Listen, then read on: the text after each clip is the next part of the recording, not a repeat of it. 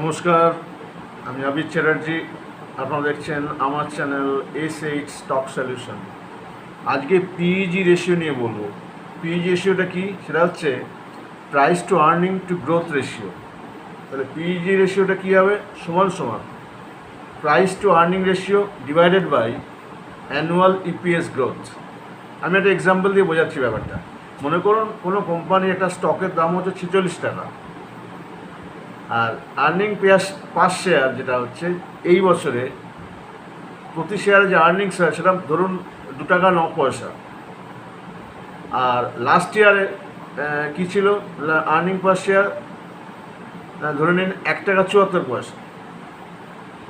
তাহলে P two ই ratio কত হবে? প্রাইস টু আর্নিং রেশিও 46 আপন 2 টাকা 9 পয়সা সমান সমান কত? 22। আর এবার আমরা বার করবো কোনটা? এবার বার করছি আমরা অ্যানুয়াল ইপিএস গ্রোথ। সেটা কী করে বার করবো? এটা হচ্ছে অ্যানুয়াল ইপিএস গ্রোথ হচ্ছে 2.09 আপন 1.74 -1 ইন্টু 100% ইজিক্যাল 20%।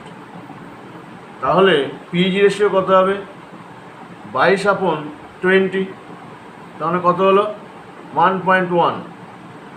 আর জেনে রাখবেন, যে সমস্ত কোম্পানির গ্রোথ রেট খুব বেশি তাদের কিন্তু পিই রেশিও হাইয়ার হয়, ঠিক আছে?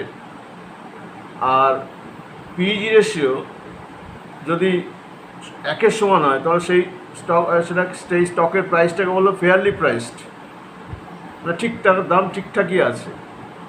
আর যদি পিইজি রেশিওটা যদি লেস দ্যান 1 হয় তাহলে দ্যাট ইজ আমরা বলবো এক্সেলেন্ট, ঠিক আছে? তাহলে সেটা আন্ডার ভ্যালুড। তাহলে হায়ার গ্রোথ রেটের যে সমস্ত স্টক আছে সেগুলোকে আমরা কিনে নেব, তারা টেকনিক্যালি ফান্ডামেন্টালি স্ট্রং। আর যদি গ্রেটার দ্যান 1 হয় তাহলে সেটা ওভার ভ্যালুড। তাহলে কেনার আগে আমাদের একটুখানি বিচার বিশ্লেষণ করতে হবে।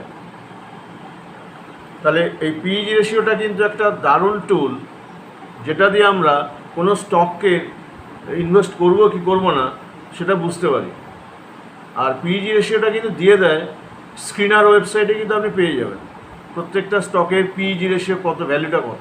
তাহলে এটা কিন্তু চেক করবেন যখনই কোনো স্টক কিনবেন, তারাই কিন্তু এইটাকে পিইজি রেশিওটাকে চেক করবেন। তাহলে বুঝতে পারবেন সেটা লেস দ্যান 1 না গ্রেটার দ্যান 1 না ইকুয়ালস টু 1।